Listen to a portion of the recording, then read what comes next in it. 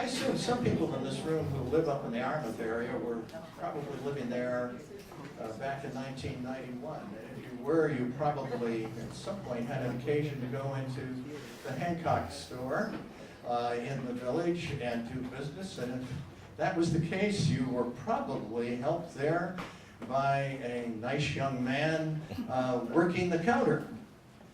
And then a couple years later, for those of you who live in the Windham area, you also may have had occasion to do business and did that business at the Hancock store out there with the same young man who was then the manager of that store. And you may have had the good judgment to strike up a conversation and learn that this man working the counter and then becoming manager was a Bowdoin graduate with a degree in history, and indeed, he had taught history for 2 years at Bridgeton Academy.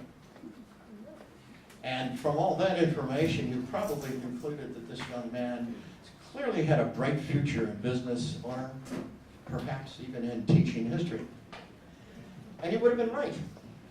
Because just a few years later, in 1999, Kevin Hancock became CEO and president of the Hancock Lumber and Hancock Land Companies. He's a member of, and get this, the 6th generation of Hancocks to work and manage this iconic Maine family-owned business.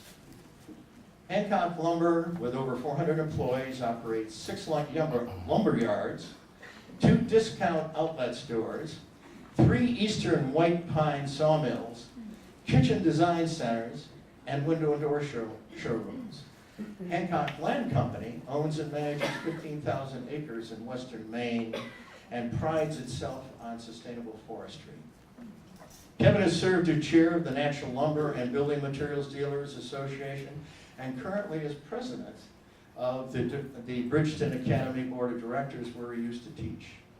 He coaches several local youth sports teams and lives with his wife Allison, who is here with us this morning and towards the back of the room, and their 2 daughters in Casca.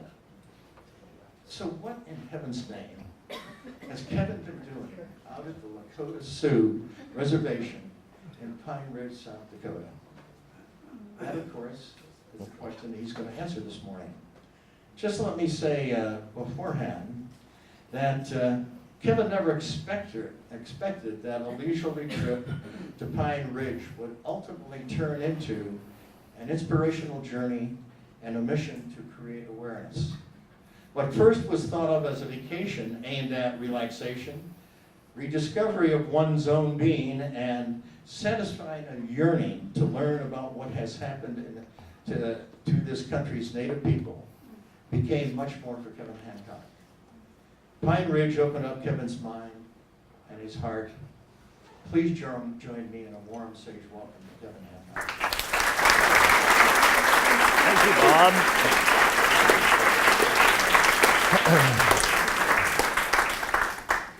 Good morning. Can you hear me okay? Yes. Everybody good? Louder. Me or the microphone? We're going to get this right because we're going to be here for a while. How's that? Better? He'll turn it up. We've hit the limit of my voice. It's now the microphone. How about this? Better? All right, there. Everybody's good? This sounds okay? Okay, good. Well, first and foremost, thank you very much for having me. I'm really excited to be here. I've been looking forward to this for a while. I'm excited to be here, and I think we're going to have fun this morning. I think that in a world of busyness, bigger, better, more, go, go, go, do, that the opportunity to sit still together and think is really powerful, is a powerful act in and of itself. So I'm excited about being here with you this morning. I'm excited about thinking, talking, and sharing together. There's a phrase I've been hearing more and more lately. I'm curious if you've heard it. And I'm not totally sure what it means. I've been thinking about what it means. But the phrase that I've been hearing is stay in your lane. Have you heard that phrase? It's a phrase I never used to hear, but suddenly I'm hearing. And I need someone who says it to tell me what it means to them. But what it means to me so far in the context within which I've heard it is stick to what you know, stick to what you're doing. Only talk about things that you've experienced or that you know about. And this is just me, but I think that's really, really bad advice. And what I want to start saying to people is get out of your lane. You know, move beyond what you know and what you think and what you've done and what's safe and what's comfortable, and go ride for a while in somebody else's lane just to be there and see what that's like and learn about new things.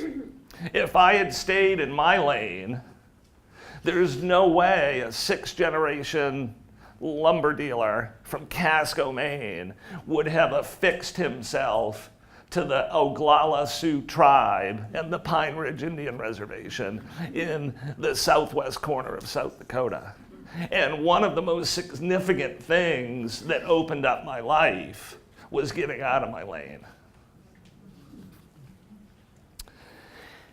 And that being said, as I was invited to participate in this event, and as I learned a bit more about the institute to which you belong, I became instantly really impressed with what you're doing here, with what's become my favorite question in life: what brings you here?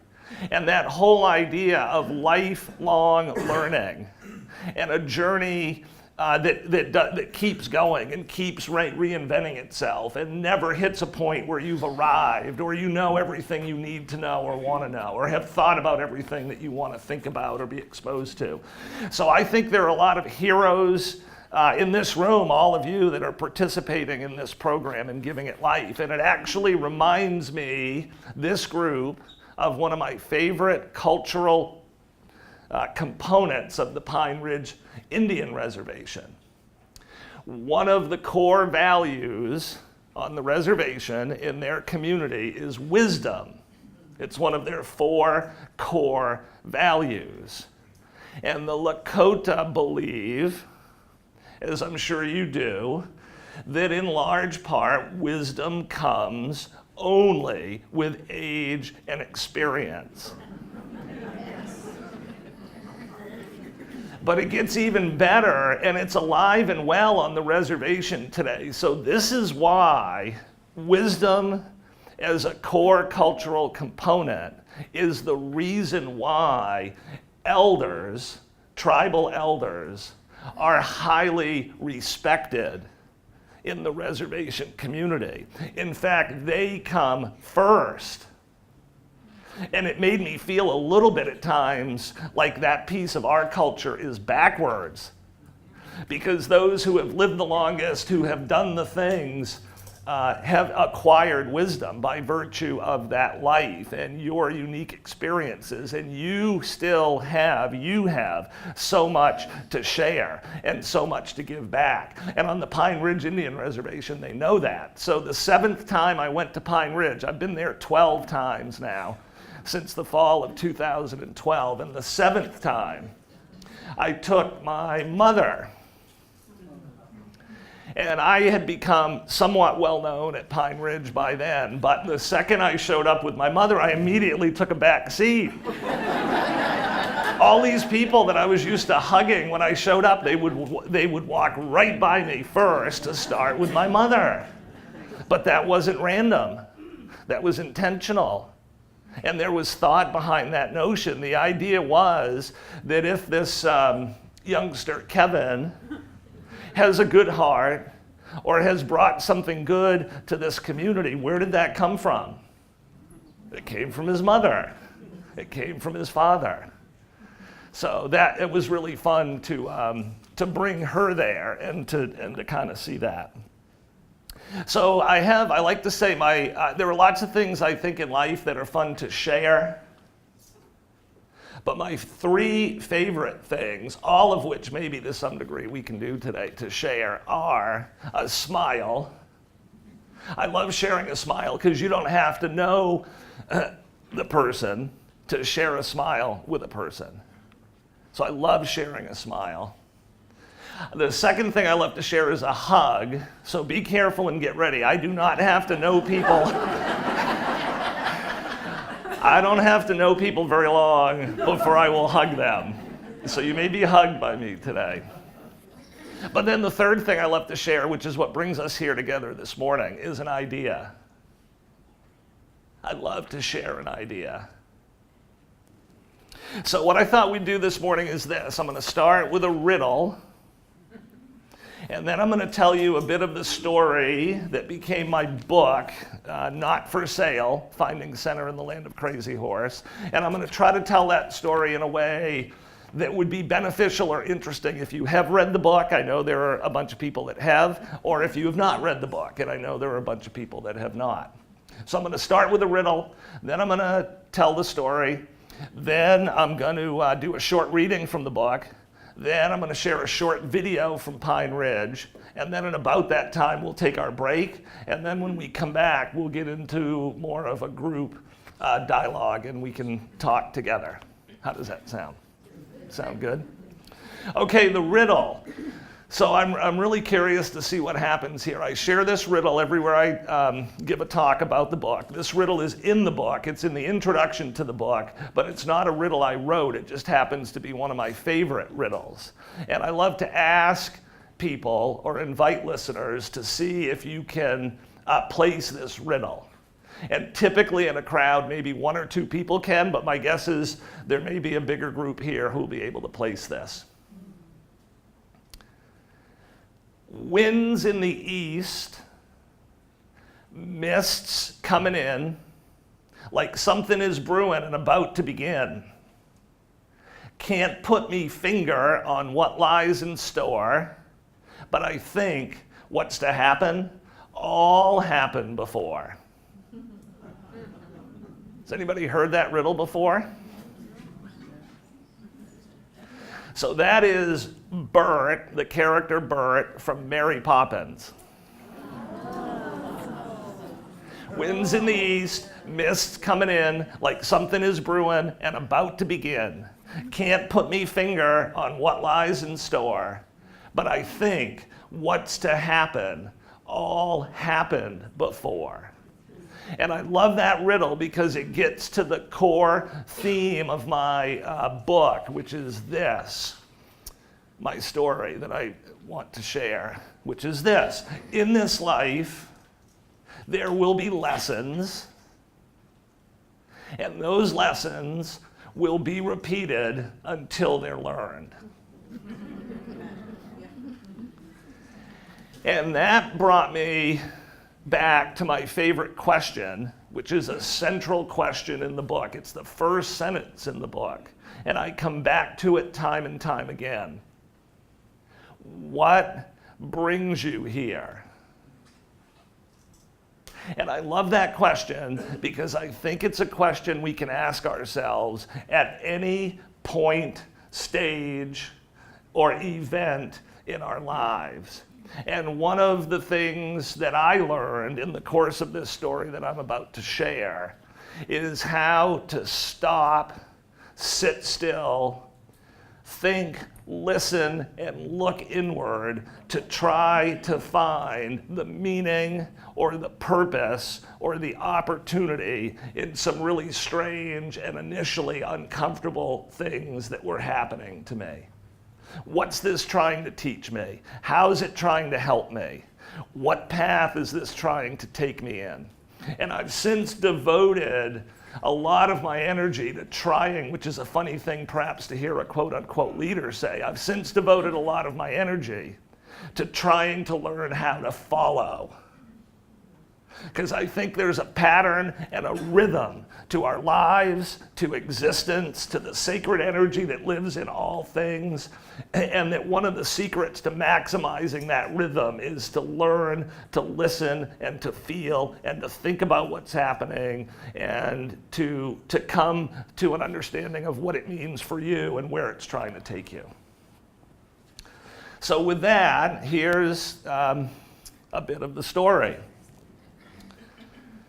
So it seems like yesterday, although it's now almost a half a decade ago. It was the day before Halloween, actually, in October of 2012, and I, a lumber company guy from Casca, Maine, found myself standing alone at the Wounded Knee Massacre site on the Pine Ridge Indian Reservation in the southwest corner of South Dakota.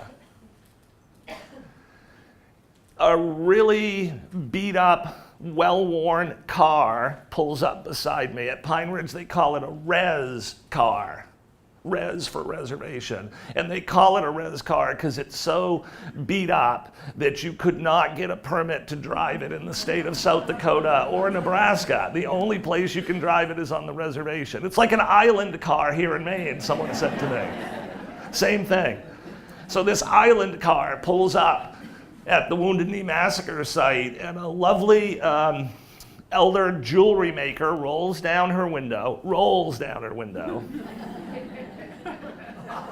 Right? Yeah. Kids today would be like, "What's that, Dad? How do we get out?" So an old jewelry maker rolls down her window, and with a grand smile, she says, "What brings you here?" I reciprocated her smile. I extended my hand. I leaned in towards her, and I said, "That is a great question." It was such a great question that it would take me roughly 2 more years and I think what was 5 more trips to Pine Ridge before I even felt I started to have an understanding of the answer to that question. All I knew at the time when she asked it was that I was searching something I've since come to believe is universally human, part of what brings us all here. I was searching for my voice, ironically, in a community where nobody felt heard. So meanwhile, back home in Maine, as was mentioned in the introduction, I was and am the CEO of Hancock Lumber Company.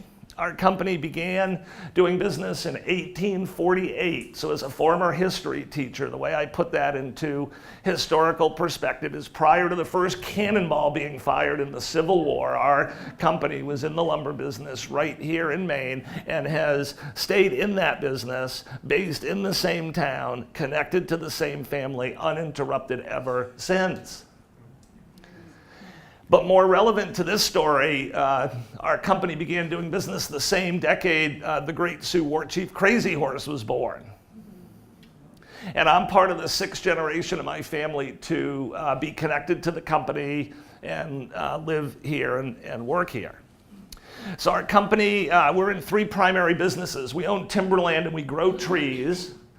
We own 12,000 acres of timberland, mostly in Cumberland County, which is a bit unique today, and then a little bit in Oxford County. And the primary species that grows on our land is the state tree, the eastern white pine. And this is a really interesting business. You may know this fact. Do you know how long it takes to grow a pine tree in Maine? It takes like 80 to 100 years. So think about this. Our company's been in business since before the Civil War, and we've had 2 crops. Like, it's crazy. I have a friend on the other end of town who owns a farm stand, and she grows pumpkins and corn, and I'm so jealous when I go over there. I'm like, you mean you plant those in the spring and you harvest them in the fall? What a great idea. So we grow trees, and that's really at our core. So you couldn't be in the business of growing pine trees without taking a long view. So then the second business we're in is we manufacture. And if you go to any of our 3 mills, you'll see a big sign out front with our logo that says simply, manufacturing stays in this country. So we have the sawmill on Route 11 in Casca. We have one on Route 26 as you come into Bethel on the left, and then one just off the Interstate in Pittsfield, about halfway between Waterville and Bangor. And we're one of the largest manufacturers of eastern white pine boards in the world. And the product that's grown here and made here goes everywhere, all over America, North America, and the world. And then finally, we have 10 lumber yards, 9 in Maine, 1 in New Hampshire, that sell a full line of building materials to contractors and homeowners. And there are approximately 475 people who are a part of our team, who work at the company. So in 2007, back to the story, as you'll all remember, the national housing and mortgage markets began to collapse. And this was a dramatic economic event. So in the 3 years that followed, housing starts in southern Maine, in our area, fell by 66% in 36 months. And our sales fell by 50% without actually really losing a customer, if you will. So we were working with all the same builders before as we were after. The market was just that much smaller. And the pace with which the market collapsed made it almost impossible to figure out how to keep up. It was survival mode in our industry, and for a lot of companies in our industry and others.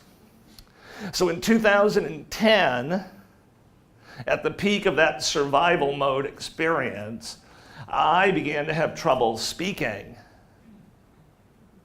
So when I would go to talk, all the muscles in my throat would start to spasm and squeeze and contract, and my voice would get very, very broken and choppy and weak and strained and hard to hear. Worse yet, for me, what it felt like it took like a major athletic feat to push out just a few short sentences. And talking was suddenly leaving me dizzy, sore, out of breath, and not wanting to say very much. So you might know this story, the next part. So I went to a doctor. And then I went to another doctor. And then I went to another doctor. And I finally ended up at the Mass Eye and Ear Clinic in Boston, where my now friend, Dr. Philip Song, gave me an exam and told me I had spasmodic dysphonia, which I'd never heard of.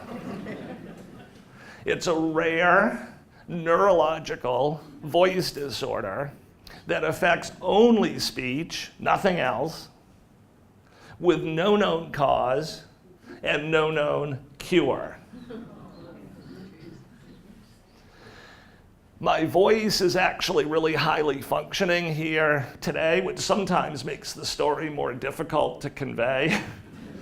Sometimes it's harder on me, but easier on the audience when my voice doesn't work, because you get it better. But right now, my voice is pretty highly functioning. This is about as good as it gets to me, and I'm not in any discomfort or anything right now. So there are 2 primary treatments for the disorder. One is chemical/medical, and the other is spiritual. I use them both. So chemical, I get a periodic Botox injection.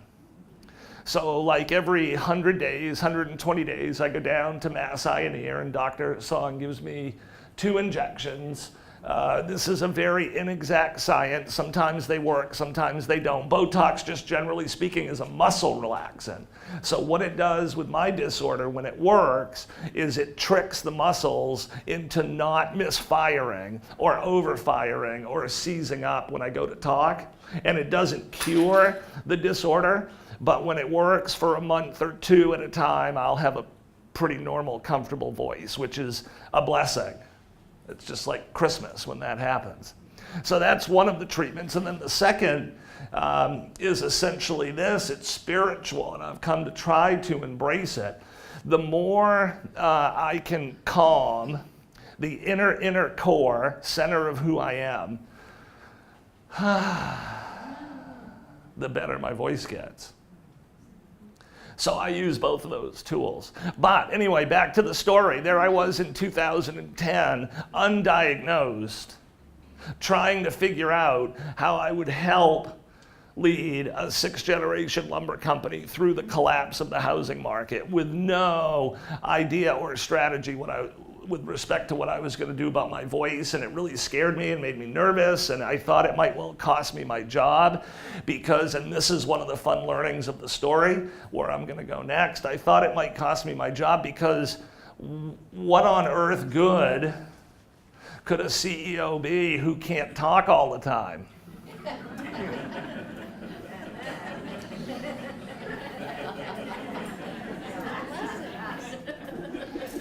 This gets back to what brings you here. And I'm not that smart. It took me a long time to learn this lesson. I'm sharing with you something that took me years to start to understand. At first, I was just being purely defensive, protecting my voice. So I'll give you an example of how this would play out in real life. Someone would, at work, would come to ask me a question. And my voice wasn't working, so I knew I wasn't going to be able to give a significant answer.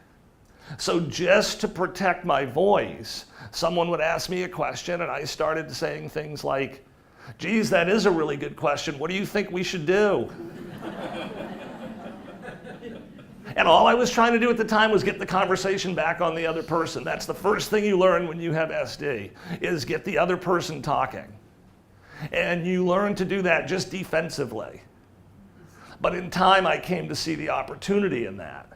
So then that person, he or she would say, well, this is what I think we should do. And because my voice wasn't really functioning, as long as the answer was within a really big swath of reasonableness, I said, that sounds good, let's do that. But think about where this is going from a leadership learning tool. So off that person would go, owning his or her solution to his or her problem. Which all led me to believe, and we can talk more about this later, that maybe all organizational leaders should lose their voice for a while.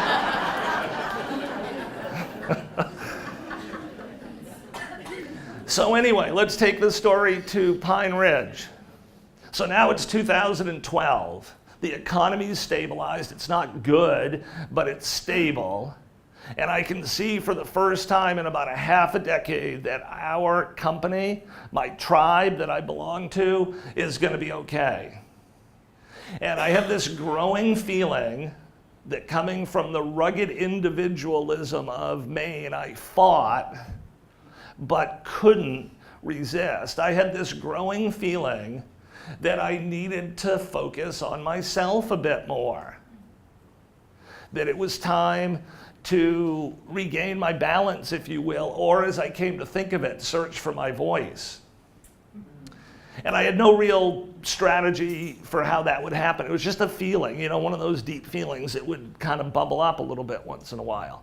So that summer, this is August of 2012, my wife Allison and I were at the airport here in Portland, going somewhere, and I picked up a copy of National Geographic.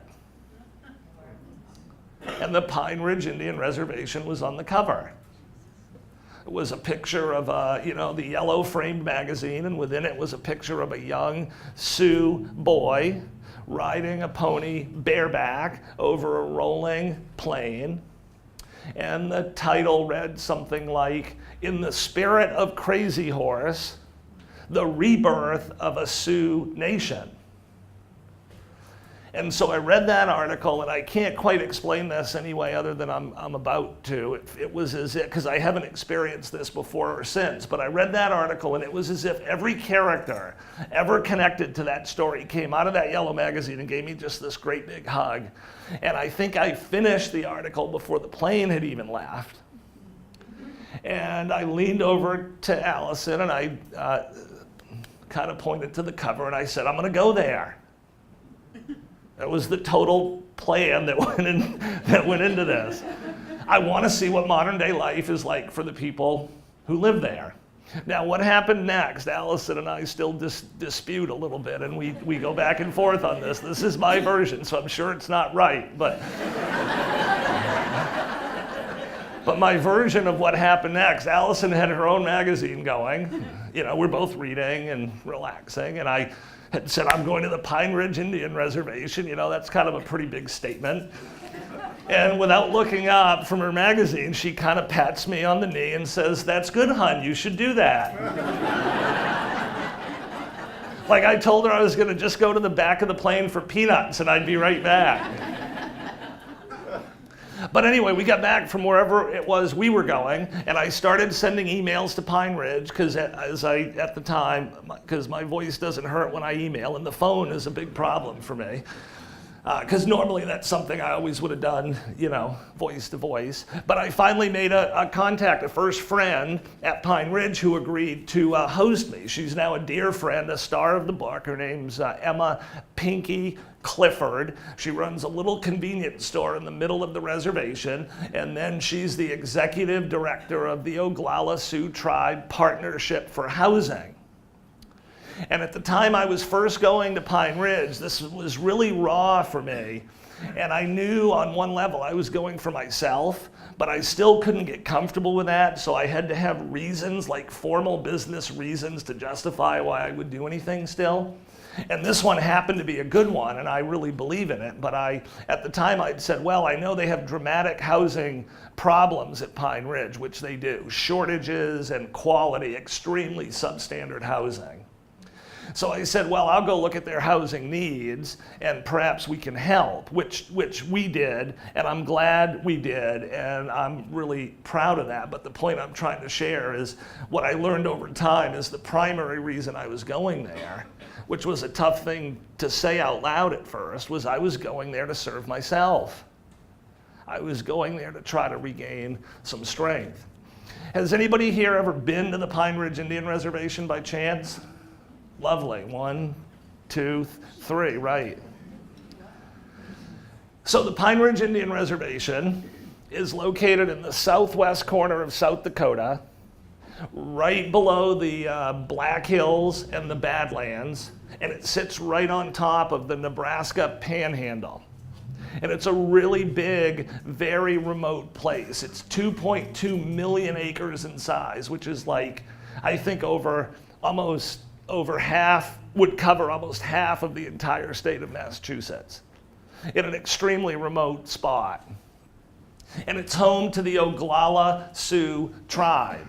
And they are the direct descendants of some of the most famous war chiefs and medicine men in American history. Names like Red Cloud, Crazy Horse, Black Elk, and others. And I've heard people who live there describe their tribe or community's journey through modern American history as being from first to worst. So before the quote unquote winning of the West, before the railroad and all of that, before the gold, the Lakota, who are the westernmost band of the Sioux Nation of Indians, were one of the most powerful, self-sufficient communities on the northern plains. They took care of themselves, they were self-sufficient, they were prosperous, they were strong, and they traveled where they pleased, following the seasons and the buffalo. But today, 125 years later, statistically, it is the poorest place in America. So we had a national economic crisis in 2010 when unemployment reached 10%. On the Pine Ridge Indian Reservation today, it's somewhere between 60 and 80%. The median income on the reservation, I believe, the statistics vary, but is probably a little bit less than $10,000 median income.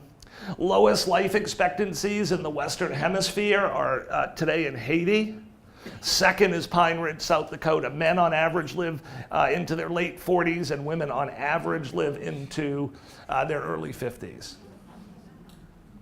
And for some reason, even though I loved history, I studied history at Bowdoin, I taught history at Bridgeton Academy, for some reason that really made me think, I had to stand still in person on the Pine Ridge Indian Reservation before I realized that what I learned in kindergarten wasn't actually true.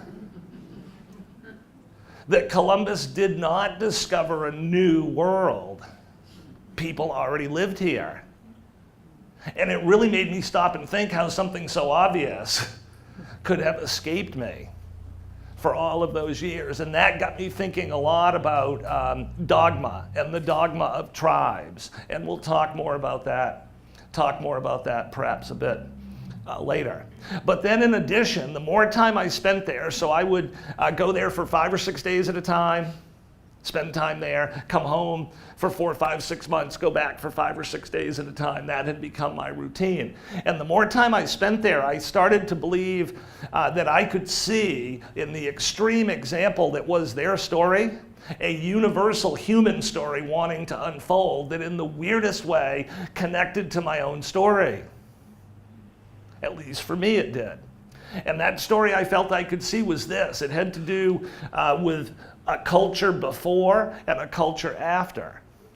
So before the coming of the Wasichu, which is the Lakota term for the white people or the white people's nation.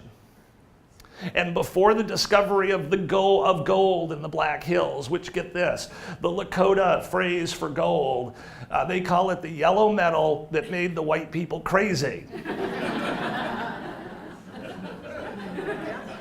So before the discovery of the gold, before the making and breaking of treaties, and before the creation of the reservation or the res, when the Lakota were free and strong and traveled where they pleased and took care of themselves, if you looked at how their society was structured, almost all the power and responsibility in their society went to the individual. It was an individual-centered society. And the center, the corporate governing center, call it what you want, the headquarters, the capital, the main office, the man, call it what you want. The center was really, really small, hard even to find. The great father in Washington, the president, would send negotiators out onto the plains to make treaties with the tribes. And the negotiators would show up and say, "Take me to your leader." And nobody really knew what that meant in the modern English sense of the word, that power was dispersed. And everybody was expected to be powerful. And everybody was expected to lead. And everyone was expected to know their own truth.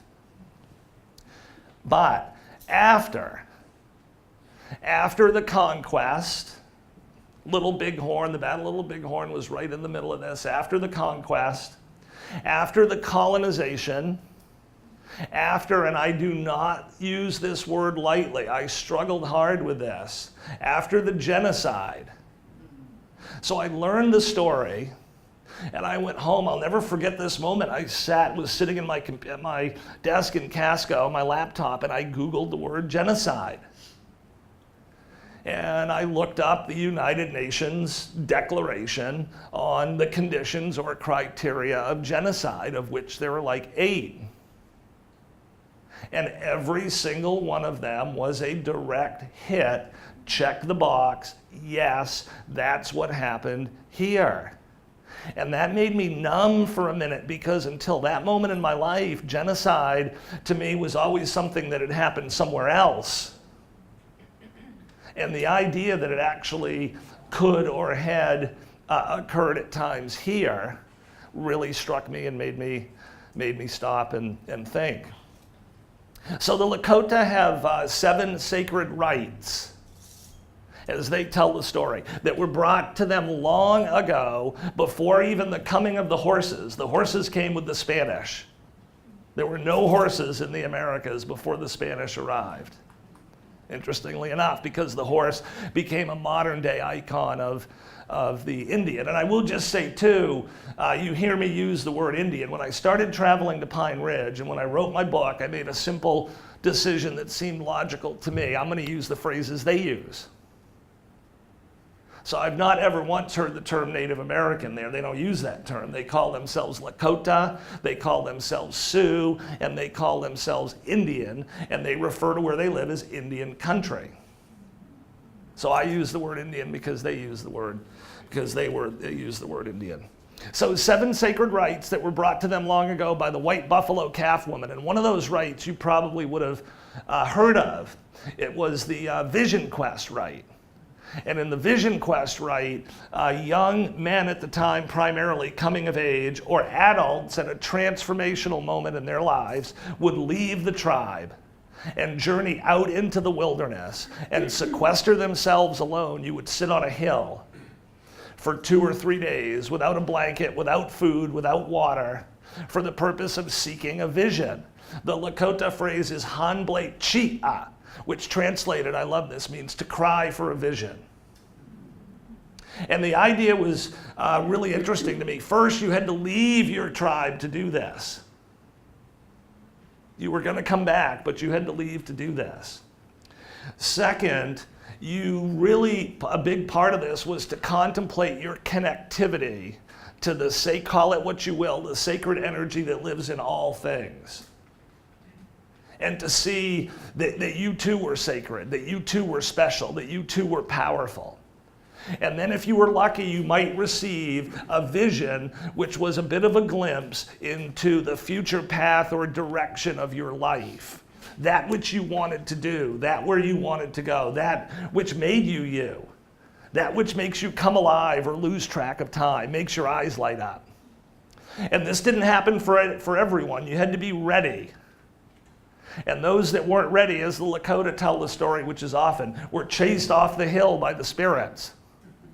But for those that were ready, you might receive a vision. And then you came back to your community and you stood before the circle and you shared what you learned about yourself, and then you were expected to live your life in accordance with your own personal truth. And that idea was super powerful to me. That indigenous wisdom was super powerful to me. It reminded me actually of that iconic phrase from Rudyard Kipling's The Jungle Book. The strength of the pack is the wolf. And a community built on the idea that if every individual was serving themselves, then the tribe would be strong. And later we'll talk about how I ended up pulling that back into my own world and thinking about modern day leadership anywhere, but in my case at a company, Hancock Lumber. So anyway, just to close this story, so then it was time to go home, if you will. It was time for what the great American mythologist Joseph Campbell called the return. And to think about how I might integrate what I had learned. And in short, we'll talk about this more, we can share together more after the break, but in short, I came to think about that 3 ways. First, for the people of Pine Ridge, I made just a really simple lifetime choice that I would keep going back. Staying connected, being with them, and doing what little things I could to help support the resurrection of a once powerful voice.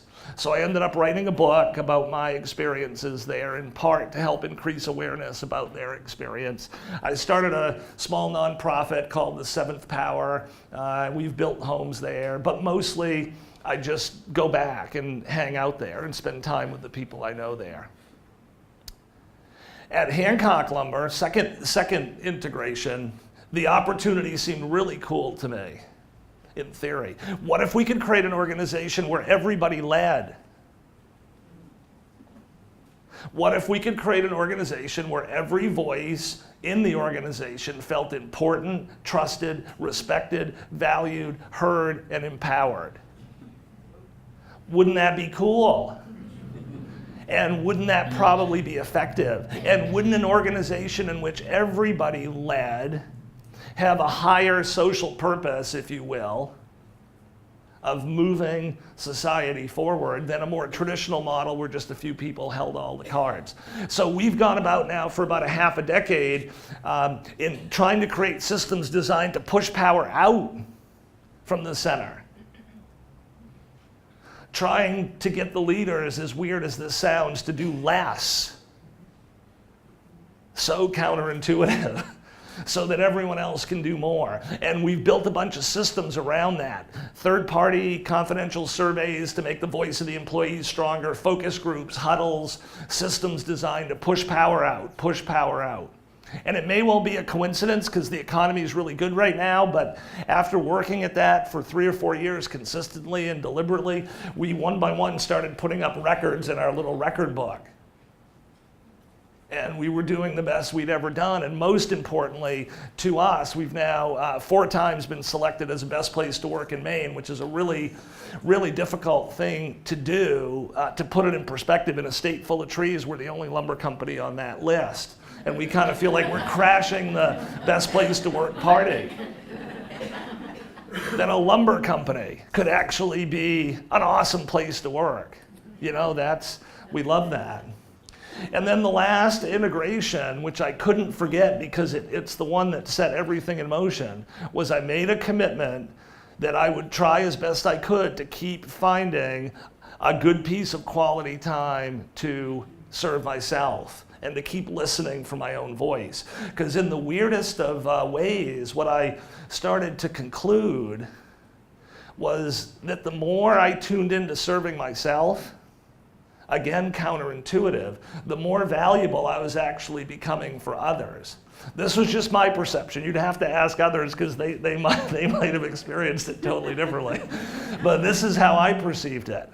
That the more I served myself, the more valuable I was actually becoming. And that done right, being selfish, following your voice, is selfless. And that we are all here on this planet on that same simple journey where we come from a tribe, but we're all just trying to do the best we can to seek, find, understand, connect with, live, and share our own true voice. So that's what the book's about.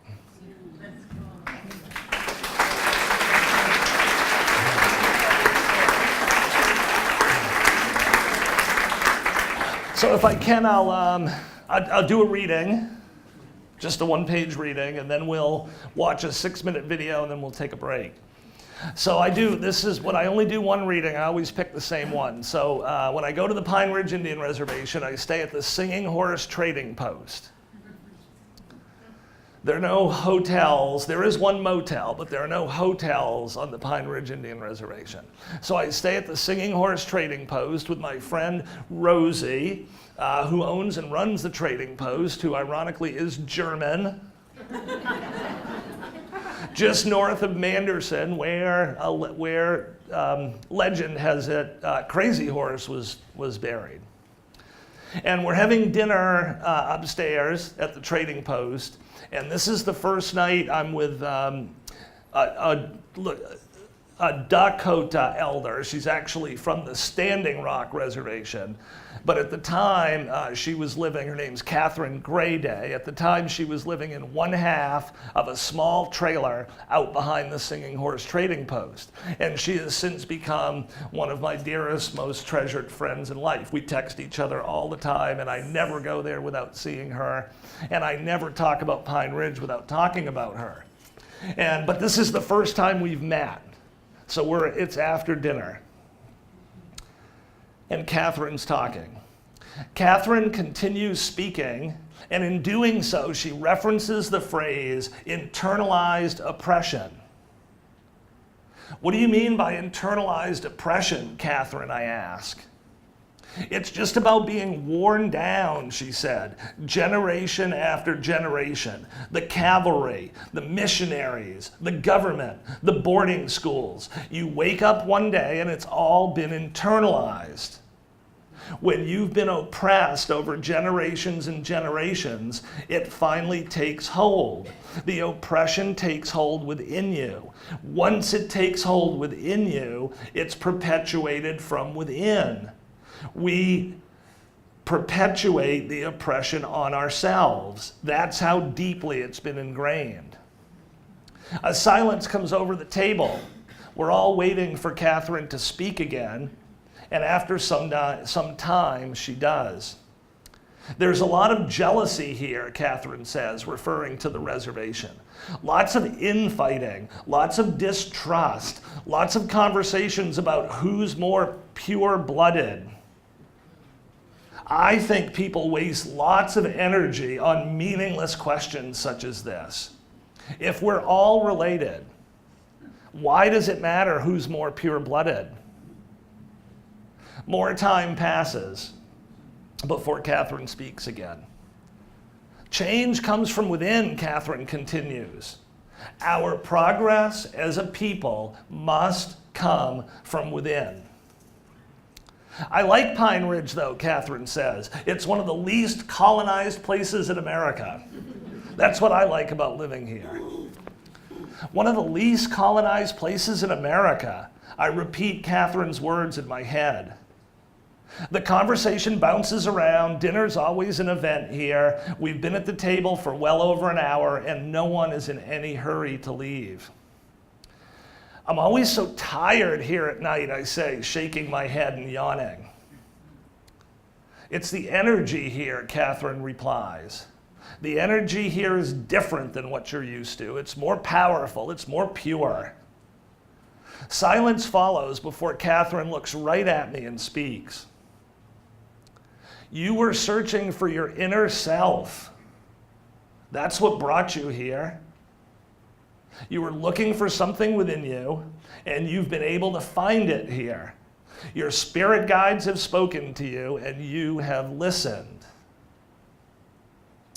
I have many spirit guides, Catherine continues, drifting off with the conversation. There are those I know and some I don't know. I give the ones I know names. I talk to them. Some people think I'm crazy because I talk to them, but that doesn't bother me. They're with me all the time. They're my friends. As dinner winds down, the conversation turns light again. Do you know the Lakota word for vegetarian? Catherine asked me.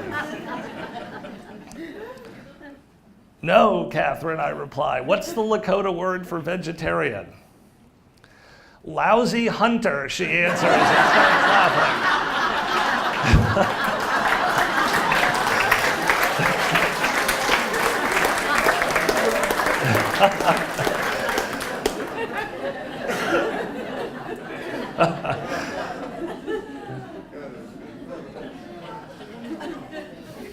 I'll show you one thing and then we'll watch the video.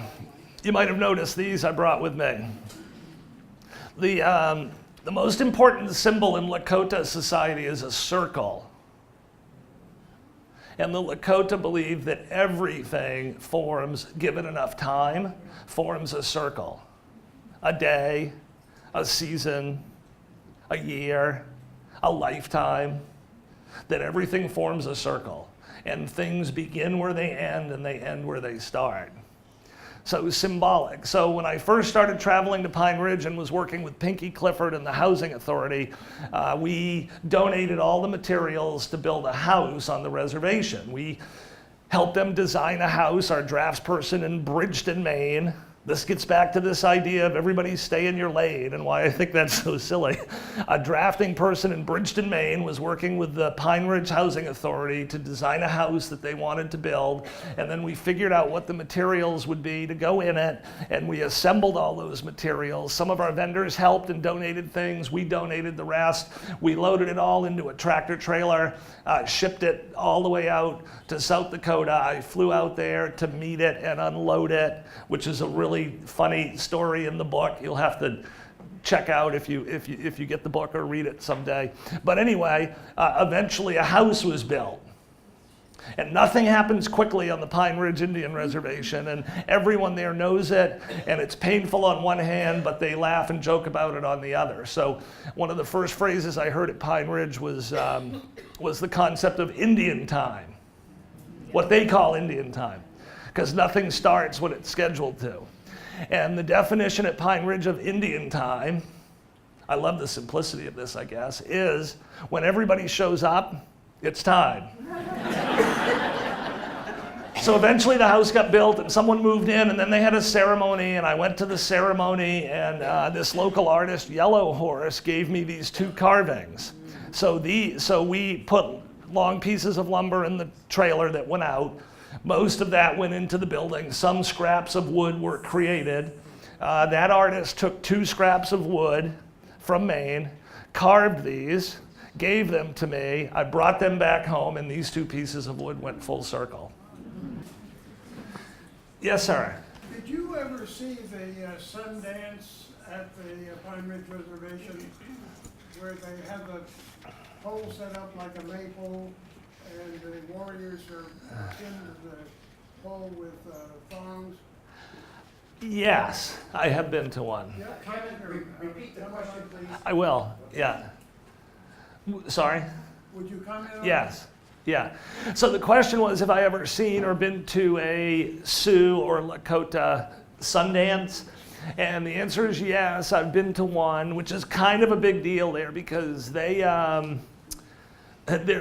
one of many things I love about their community is their values are important to them, and their values are not to be commercialized, that they really are not comfortable with that, and that's a bit of a blessing for them and a challenge for them on the other side. But the Sundance ceremony, which is one of the more sacred, long-standing, traditional Sioux ceremonies, has had a bit of a revival on the reservation. So for about 100 years, from say, a little less than, but say from 1890 to 1970, the Sundance was illegal. So one of the, you've all heard this phrase one way or another, but the original goal of the reservation was a tool of segregation to separate the Indians from the expanding, what was primarily then white America.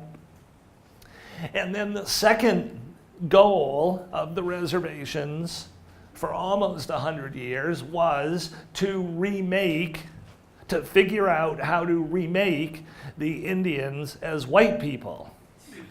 And this was an open and stated objective. It wasn't the secret objective, it was the open objective. And I didn't really realize that until I spent time there, but I've since thought a lot about what would that feel like?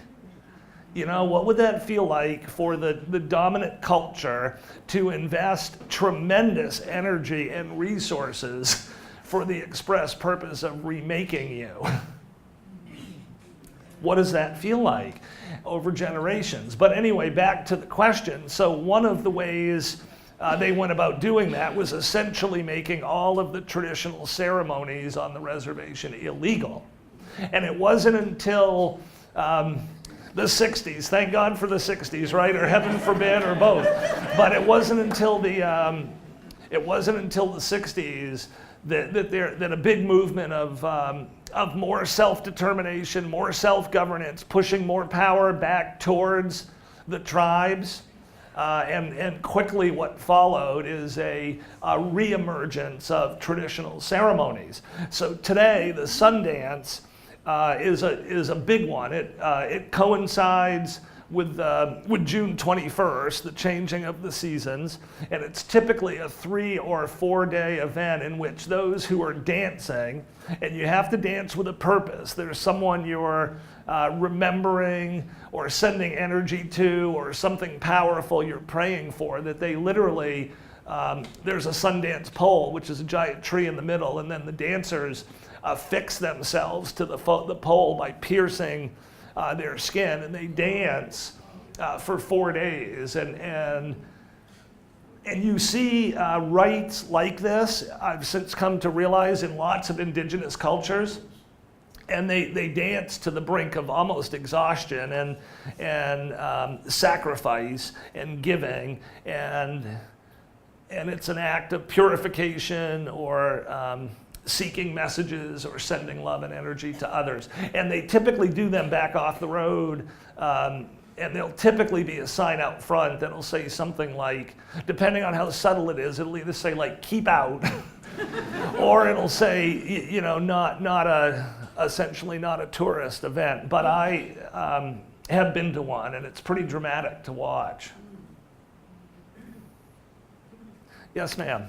Well, speaking of purification rituals, I went to before a wedding, a purification sweat lodge that was quite grueling. It was very difficult. Yeah. But my questions were kind of personal. I hope you don't mind, and I'll use the word Indian since you do. Yeah. You mentioned how long your family has been in business. Do you know if you go all the way back to Indian blood, your family? Yeah, so the question was, do I know if my family goes all the way back to Indian blood? And I've thought a lot about this question too, and this is just perspective, but National Geographic, I'll kind of get at this way. National Geographic, my favorite magazine, does a lot on the evolution of man. And conventional thinking is essentially around 200,000 years ago, man was primarily confined to Africa. And then at about that time, man began migrating out of Africa, some over thousands of years drifting east, others drifting north into Europe. At a certain moment in time, maybe 20,000 years ago, 15,000 years ago, the descendants of some of those who drifted east crossed somehow the Bering Straits or Sea and descended down into the Americas, what today are the Americas. And then, of course, in 1492, the descendants of some of those who had drifted north got on boats, traveling west, and ended up in the Americas. And I've come to see that as a 200,000-year journey of the same tribe meeting itself again for the first time, yet convinced we were different. That's how I've come to think about that. So in that context, I've come to think about, the Lakota have a phrase I love. I won't say it exactly right, but it's essentially mita kue oyasin. And that the concept there, the phrase means all things are one thing, or we're all related, or we're all brothers. So one of the things you've probably read or heard, for example, is the Lakota would often refer to the buffalo or the deer or the elk as their four-legged brothers. That was not a figurative thing. That was a literal expression of how they viewed the world they were living in. That there was a single sacred energy, call it what you will, and that energy was present in all things, and that therefore all things were related and interconnected. I don't know of any specific family connections I have to that community, but in the broader sense, that's how I've come to think about it. We're all related. I guess part two of my question then was, it was mentioned that you have two daughters. Have they ever come with you, or I don't know how old they are? Yeah, so the question was, have my daughters been to Pine Ridge? So our oldest daughter is 24, soon to be 25. She lives in Boston. Our youngest daughter is 22. She just graduated from Bowdoin and just started a job about a month ago in Northern Virginia, Arlington. So for the first 7 or 8 times I went to Pine Ridge, I went by myself, and I kept going by myself because I knew that this was something that was for me, that I was trying to grow from. But then I hit a point where I knew I wanted to start taking people, and for sure the first person I wanted to take was my wife, Allison, who's actually out selling books right now, or actually I see her. Hey Al, can you come wave? Because the most common thing I heard, so one of the most common things I hear, which is so true when I tell the story I told before the break, has nothing to do with me. One of the first comments I often hear is, your wife must be amazing, which she is. To let me do this and support me, and I dedicated the book to her because without her support, that I keep going back, I never would have taken that full journey. So I started with Allison. She was the first one that I took. And then I wanted to take my mom, and we've done that. And the girls have been busy, so we're just getting around to it. But next month, when I go back, I'm taking my oldest daughter, Abby. So, yes, sir. Two quick questions, and maybe kind of stupid, but first of all, are there any pines in Pine Ridge? I didn't think I saw. Yeah. The second is, have there ever, and are there any now, or ever have been any Indians running the Bureau of Indian Affairs, Land Management of the Federal Bureau? I mean, do they have any input in that? Federal bureaucracy or what? Two great questions. So the first question is, are there any pine trees at Pine Ridge?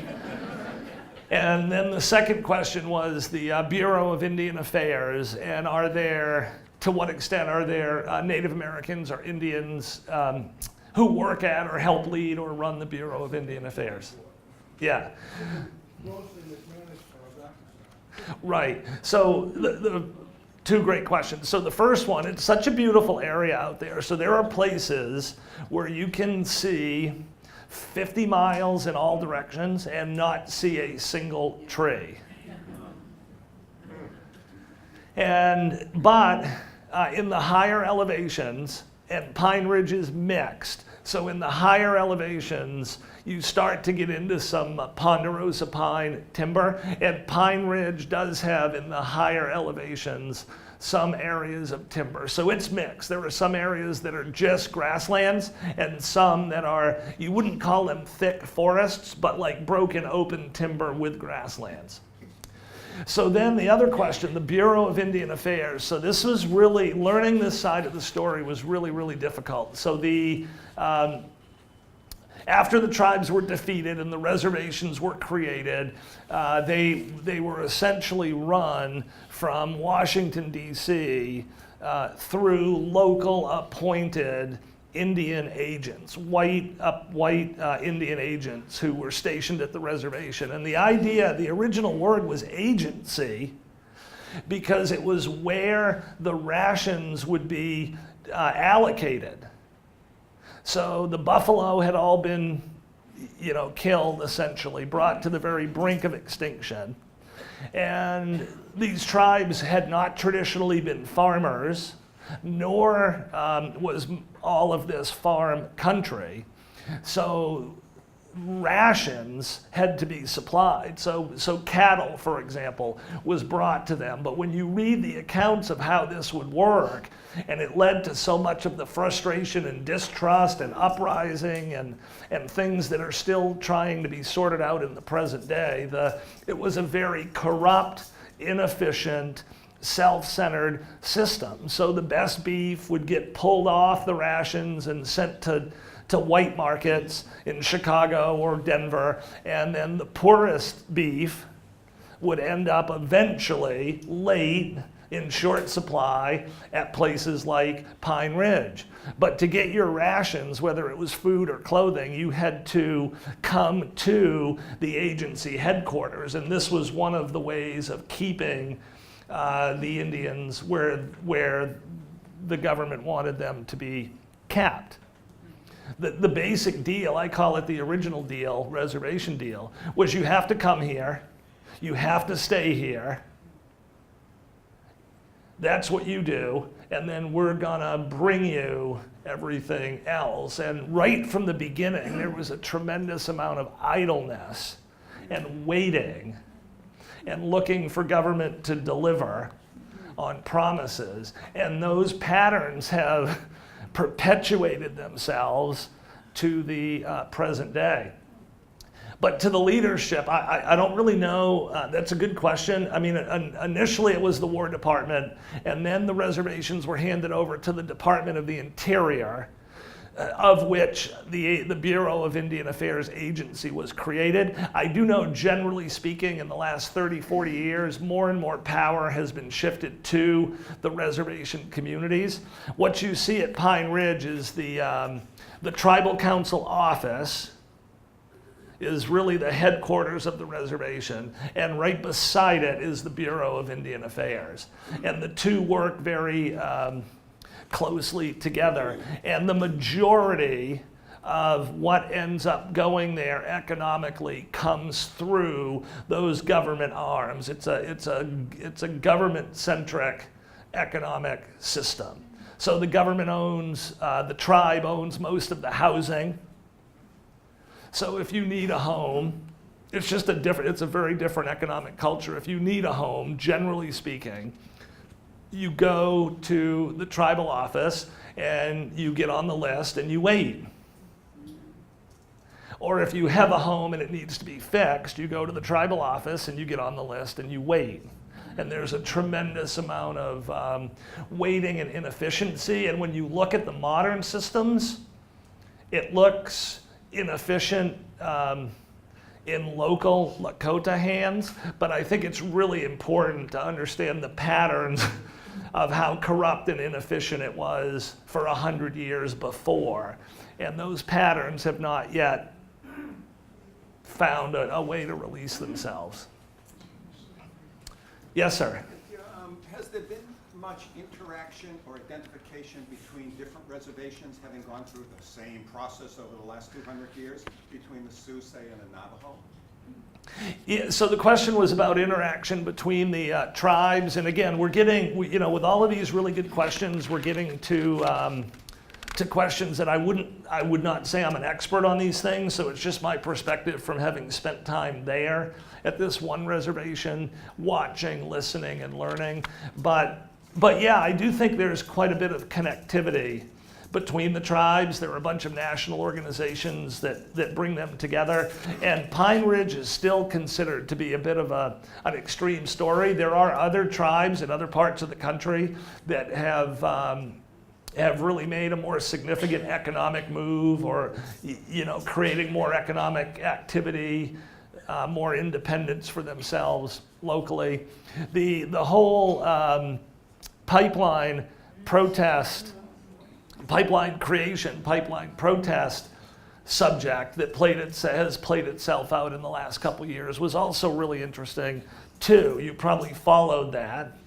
And I did, of course. This was up at the Standing Rock Reservation on the South Dakota, North Dakota border, where Sitting Bull was from, and where Catherine Grayday was from. And that event definitely brought the different tribes together. Tribes from all over the country came and joined in the protest movement. And I know a lot of people from Pine Ridge that went and joined in the protest movement. And then people will often ask me, well, what do you think about that whole event? And that's been a really difficult topic for me to sort out and talk about, because I didn't just plain love it and love it completely. There were some things I loved about it in terms of the Native communities using their voice, being heard, coming together, standing up. I love that part of it. But one of the things I've really wrestled with and tried to find ways to engage Pine Ridge on, which is delicate, is the core idea of my book is that the external world is really, really alluring and distracting and obviously important. But the real power to reinvent oneself or one's family or one's tribe or one's community comes from within. And Pine Ridge, for all the things I love so dearly about it, one of its challenges is probably no different than other communities. It's actually a very political place. And there are lots of important subjects that don't ever really get talked about. And this one's been on my mind a lot, and for a long time I didn't even dare to bring it up. But is the question of to what degree, for the people of Standing Rock or the people of Pine Ridge, was the pipeline a distraction from the real, most important work that could be done of healing the community from within. But it's hard even, like I haven't even had that conversation with friends of mine at Pine Ridge for a bunch of reasons. It's a tough place to be from away and share ideas like that. And I just made a structural decision early on that I really feel good about, that I was not going to go there to fix, save, or change anything except myself. And that I was just going to go there and be there. And that led to one of the other ideas that I've come to believe in most, and I wrote a lot about in this book, which is this. Awareness and connectivity in and of itself is a really powerful act. So often people ask me when they hear my story, what do you do at Pine Ridge? And that question, as simple as it sounds, used to really stump me. Like I'd stumble and fumble, and I finally just started telling the truth. People say, well, what do you do at Pine Ridge? I don't really do anything at Pine Ridge. I go there and I hang out with the people I know or I meet who live there. I literally drive around and I sit with them and we visit. They talk to me and I listen to them and I talk to them, and that's all I do. But I've actually come to believe that's powerful. You know, awareness, I see you. I know you're here. I know what happened. I know this story. And connectivity, that in and of itself I think is powerful. Again, the act of listening. And the other thing I've ended up saying a lot there, which I touched on before the break, is that I look for opportunities to tell people that I actually go there. The primary reason I go there is because of what the community there, their community, gives to me. And the community is so used to people going there to give something to them, which is great and important. It's really great, it's really important, and it should be encouraged. But the other side of that is just this realization that they have lots to give. That there's a story there, a culture there, human beings there, values there, that actually are really, really super relevant in a lot of ways for a lot of the subjects we think about and are trying to deal with in the present day. So Yes. Dovetailing on what you just said, what do you think you have brought to them? So the question was, what do I think I've brought to them? You know, I think in the big picture, in some ways, not very much. I mean, it's small. It's one person who goes 2 or 3 times a year, who knows 50 or 60 people there well. But I think through the book and these talks, to me, it gets back to awareness and connectivity, and I think that in and of itself is powerful. And then the other thing I have heard people tell me when they get into my story or listen to it is how I've used what I believe was a traditional, long-standing Lakota idea embodied in the Vision Quest, that your power lives within you. And that those from away can this is a really interesting dichotomy. Those from away can knock it down, can drive it back, can pull some of it out of you and your community for a while, but they can't restore it. There's no, I looked a lot in this book at the subject of overreaching. And the idea that often throughout history, those who have the most power go too far. They take too much. And that's not an American thing, or it's just a human thing. That story shows up time and time again. And so then you get to the idea that essentially is restitution or making financial good. And obviously there's a component of that is valuable and is important and can make big changes. But it can't take you the whole way, that ultimately it's about reconnecting with the power that lives within you.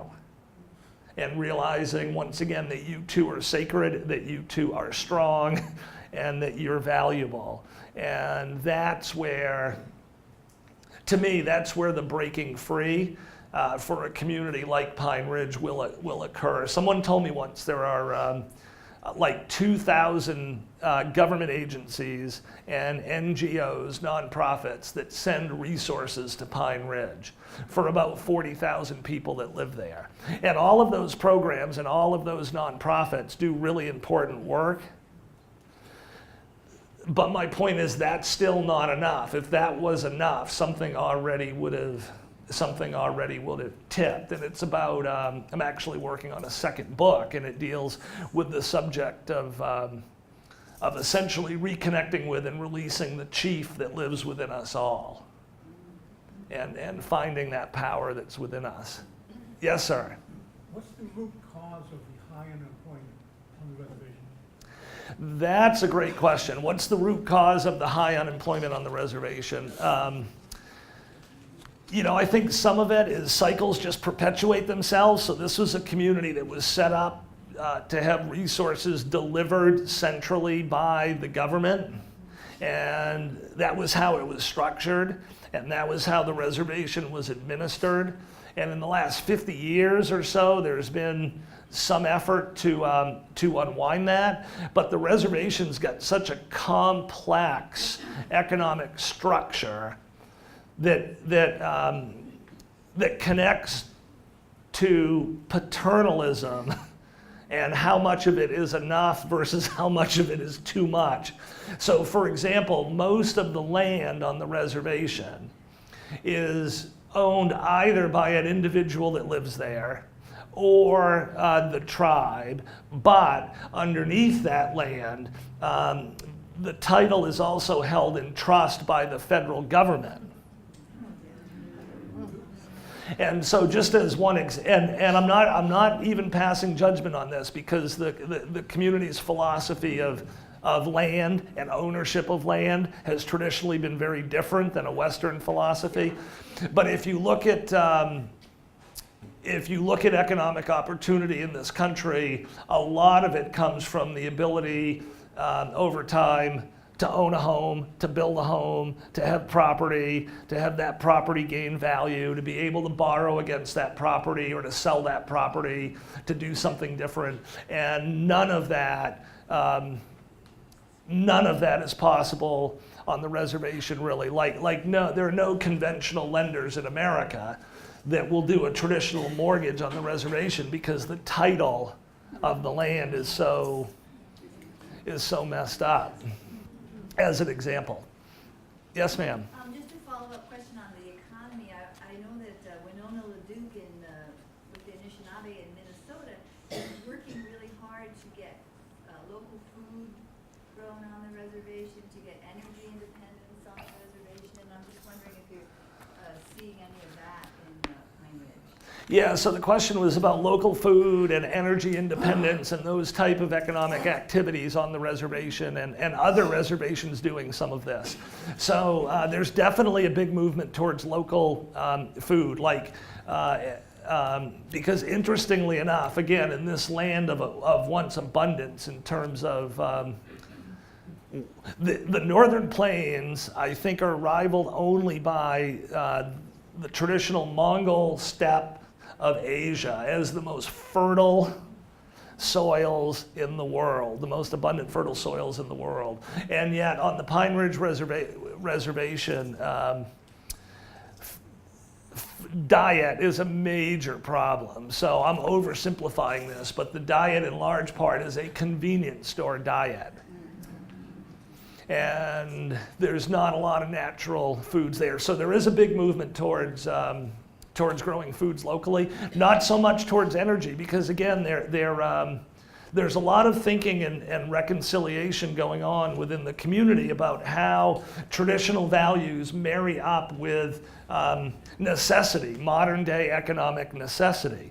So the whole idea of mining or damming is definitely not something at Pine Ridge that the tribe believes in. There's no wind power there right now either. I don't know how the thinking will evolve on that. But your question reminds me something I did want to talk about, the title, Not for Sale, ties to the question you asked. So my editor begged me not to use this title. But I was so principled about wanting to speak with my own voice that I stuck with it. And I do suffer the consequences of this title from time to time. So, because people will look at it and say, oh, I can't buy it. Or they'll say to me, oh, Kevin, that's so nice of you, your book is free. And then I feel bad and small when I say, no, it's $20. But I want to, I'd like to tell you why I stuck with the title. So in the 1930s, the Sioux tribes filed a lawsuit against the federal government, saying that the federal government in the 1870s had violated their constitutional Fifth Amendment rights by taking their land without just compensation.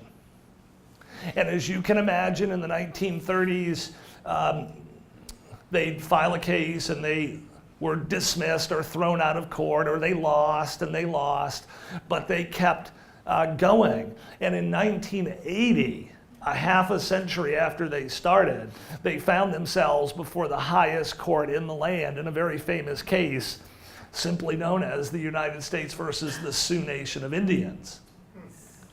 And the Supreme Court ruled in favor of the Sioux.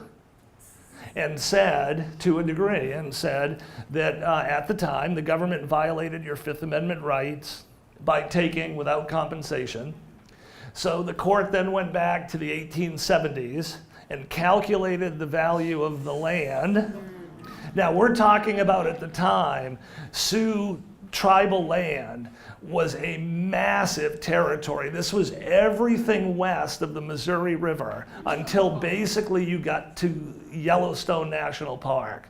So this was like almost all of South Dakota, almost all of North Dakota, most of Nebraska, a big chunk of Wyoming, all of Montana. And the government went back to the 1870s and calculated the value of that, like 5 states, as being worth $100 million. And then, which I mean, I don't know. And then compounded the interest to the present day and awarded the Sioux whatever it was, $130 or $40 million. 1980. Case closed. The Sioux have won. The Sioux came back to the podium and said, no, your honors, I'm sorry, you don't understand. Our land's not for sale. And this is, and I share this story because it ties to the economic, and it's so lovable and challenging at the same time. This ties to a lot of the economic challenges. So there's a really big, delicate balance at Pine Ridge between their history and making right and their values and what they believe in versus economic activity.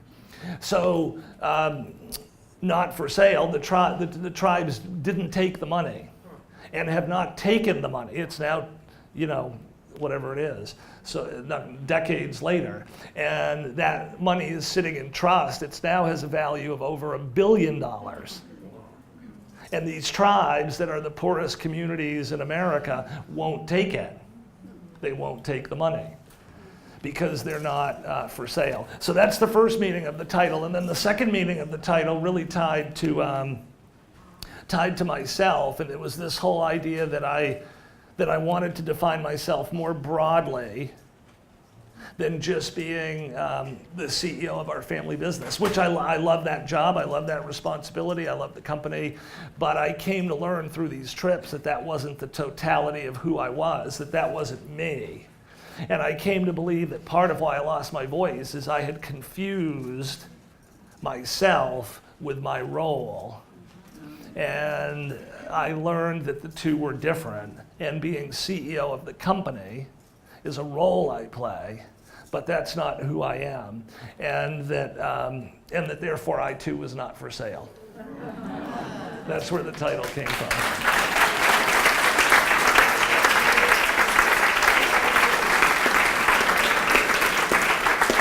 So I think we've got time for maybe, what do you think, one more question or two, and then we'll go up in the back. You had a picture of a high school there. And what's happening with the kids who are going to high school? Are they going to college? Are they staying away from the reservation? Or are they coming back? Yeah, so the question, great questions. The question was about the schools, and then young people. Do you stay? Do you leave? Do you go and come back? That picture is the Red Cloud Indian School, which is a Jesuit school north of the town of Pine Ridge that started back in the days of Red Cloud himself, and today sends native kids to some of the best colleges in America, Ivy League schools and so forth. That school does a good job. And in every community there is a school. The facilities look great. On the reservation there's a college, the Oglala Lakota College, with a main campus in the center of the reservation, and then a satellite campus in every little community. And that looks great. There's a nice amount of educational opportunity there. And then the question of staying or going, I love that question, and I ask it to people all the time. I'm like, how do you think about that choice of staying, leaving, coming back? How do you think about that? And some go, some stay, some do both. But the biggest thing I've heard from people who talk about why they stay is essentially the same reason I live in Casca. It's my home. And that if you're Lakota, there's nowhere in America you can get what you can get here, which is your community, your language, your history, your customs, your sacred sites, that you can't get that anywhere else. And the community, again, in a really lovable way, is very values-centered and not so much economically centered, which has its trade-offs. But for example, when people get to know you there and embrace you, when people will hug you there, a typical thing you'll hear them say is, I can see you have a good heart. And it's a place where, which I love, where as a general rule, the community's more interested in your heart than your head, and your soul than your resume. And that's a really endearing thing about Pine Ridge. Well, one more question up back. So you arrived right after Russell Means died. And did you talk at all with any of the people from the AIM, and did you learn anything from them? For sure. So that question was about Russell Means, one of the original leaders, activists of the American Indian movement, AIM, who had passed away not too long ago, about the time I started going there. So yeah, it's still, history is young there. Like, I know lots of people. You probably remember the standoff with federal marshals at Wounded Knee in the 1970s, and what a significant event that was. I know lots of people there who remember that well, who remember sneaking in and out. You're one of them, it sounds like. The trial of them was held in Iowa City, Iowa, where I went to school. And my family knows the Means and the Banks. Gotcha. Actually, a bunch of people from, because I was born in Brookings, on the eastern side. Gotcha. So my story is about Rosebud and the eastern side of South Dakota. I can tell it's a great story. It's a great story too. I actually know Russell Means' brother, and anyway, that whole thinking about that period is still mixed. You know, there are a lot of things that people think were really good about that. The most common thing people will say about that period that they value is the American Indian movement made it okay to be Indian again. And that, you know, and then there's a darker or more edgy side of it too that's a bit difficult. So just in closing, I wanted to just say that it's been an honor for me to be here. I think, again, this whole idea of lifetime learning and the tribe that you have here and what you're doing, I think it's really, really cool and valuable. And from the minute I was invited, I was like, oh, I'm so excited to be able to come be with you. And it's, I've loved it. So thank you so much for having me.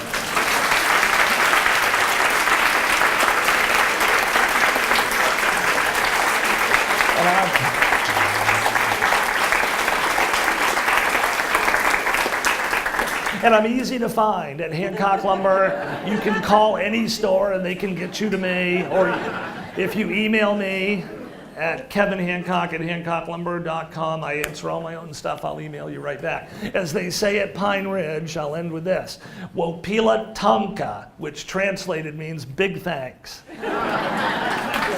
Thank you. Thank you, Bob. That was really terrific.